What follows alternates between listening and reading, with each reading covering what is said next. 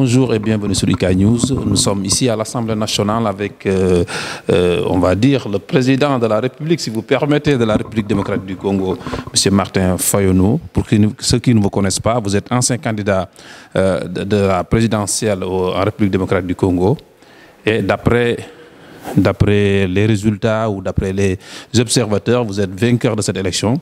Donc on va vous laisser vous présenter et nous parler de cette situation. Ensuite, nous allons parler de la situation de la région des Grands Lacs d'une manière générale. Bienvenue. Écoutez, me présenter, vous m'avez déjà présenté.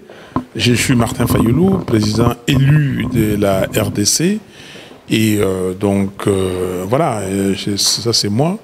Et le reste, c'est que je suis à Paris, je suis venu ici à l'Assemblée nationale pour cette session qui était très intéressante, qui, comme l'avait dit le docteur Mukwege à Oslo, qui fait prendre dans les tiroirs les rapports mapping sur la RDC, les exactions qui ont été commises en RDC, les atrocités, et le mettre sur la table pour qu'on sache exactement qu'est-ce qu'on doit faire, comment réparer, comment rendre la justice, comment rétablir la vérité, et ça, c'est très important. Et la vérité est têtue, et la vérité, on ne peut pas la cacher, et on ne peut pas construire un pays, on ne peut pas construire le monde sans la justice. Monsieur le Président, quand on parle de la République démocratique du Congo, on pense à deux choses. Un pays, en tout cas une région immensément riche, mais aussi une région instable. Aujourd'hui, selon vous, qu'est-ce qui explique cette situation au niveau de cette région d'Afrique? Plusieurs choses. On a parlé des rapports mapping, on a parlé de tout. Et finalement, pour moi, on n'a pas parlé de la chose essentielle. Comment sommes-nous arrivés là? Quelle est la cause principale de ces exactions, de ces atrocités? Pourquoi on ne parlait pas de ça? Depuis 1993, on a tué, on a lapidé, on a violé. Pourquoi? Et jusqu'à aujourd'hui, on continue à le faire. Mais la cause principale, peut-être la République démocratique du Congo est victime de ses richesses, aussi victime de la faiblesse de ses enfants, de ses filles et ses garçons qui sont incapables de défendre ce qu'ils ont, qui sont peut-être aussi incapables de lever la voix. Et là, merci pour Dr Mukwege, merci à Dr Mukwege, parce que lui, avec tout ce qu'il a, prix Nobel de la paix, et même prix Nobel de la paix, il y a des gens qui ne disent pas ce qu'ils pensent. Mais lui, au moins, il remet sur la table cette question-là. C'est pour cela nous devons savoir exactement qu'est-ce qui ne va pas au Congo. Quel est ce complot, les mots, quel est ce complot contre le Congo? Et pourquoi ce complot?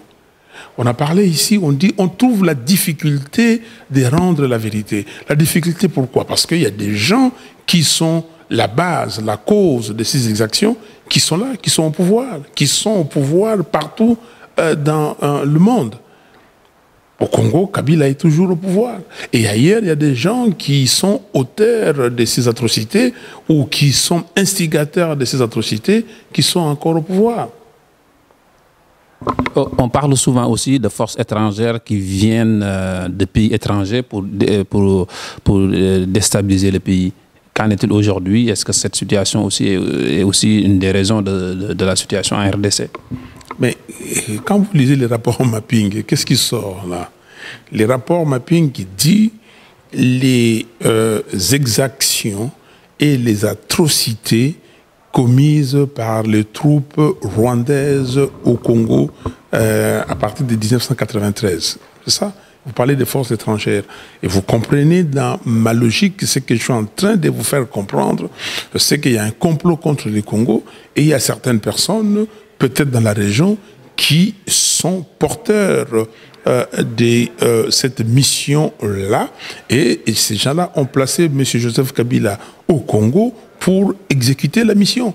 La mission des Kabila au Congo, j'ai dit et je le répète à qui veut m'entendre, c'est de déstabiliser les Congos, c'est de désarticuler les Congos afin que chacun fasse ce qu'il pourra dans ces pays. Ces pays avec ses ressources minières, ses ressources naturelles, ressources tout court, même humaines. Avec ces ressources, on veut les désagréger. C'est ça l'essence, comment dire, des exactions qui ont été commises au Congo. Partout en Afrique, peut-être... Qui se commettent encore.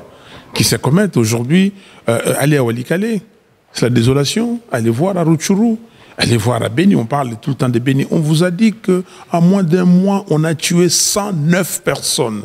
109 personnes. Et personne ne s'en émeut. La communauté internationale.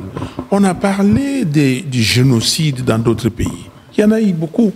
Mais quand on cite les chiffres, Human Rights Watch nous cite un chiffre ici de 4 400 000 déplacés internes. Mais les morts sont combien? Les femmes violées, quel est le nombre? Et on continue à le faire. Et non, on ne parle pas des génocides congolais. C'est un génocide qui s'est passé au Congo. C'est quoi le génocide? Voilà, vous voulez vous cantonner dans des définitions strictes pour écarter les autres génocides. Non.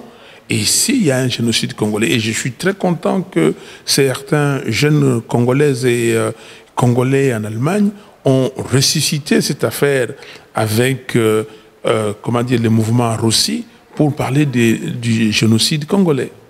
L'exploitation des ressources minières en Afrique d'une manière générale est un problème peut-être plus grave au Congo, mais qu'il s'agisse du Sénégal ou dans d'autres pays.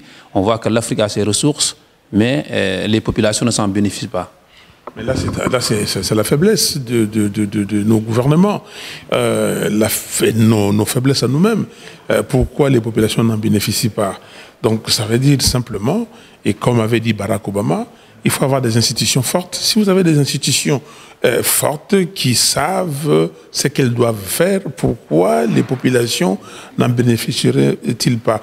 La mission d'un gouvernement, c'est quoi? C'est d'assurer d'abord le bien-être de sa population, la prospérité de sa population. Pourquoi les Coréens du Sud profitent de leurs richesses?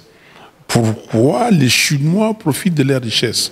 Et pourquoi les Canadiens profitent des richesses, les Français et tout le monde, les Américains, les Australiens? Et pourquoi les Africains ne profitent-ils pas de leurs richesses? Ça, c'est un problème.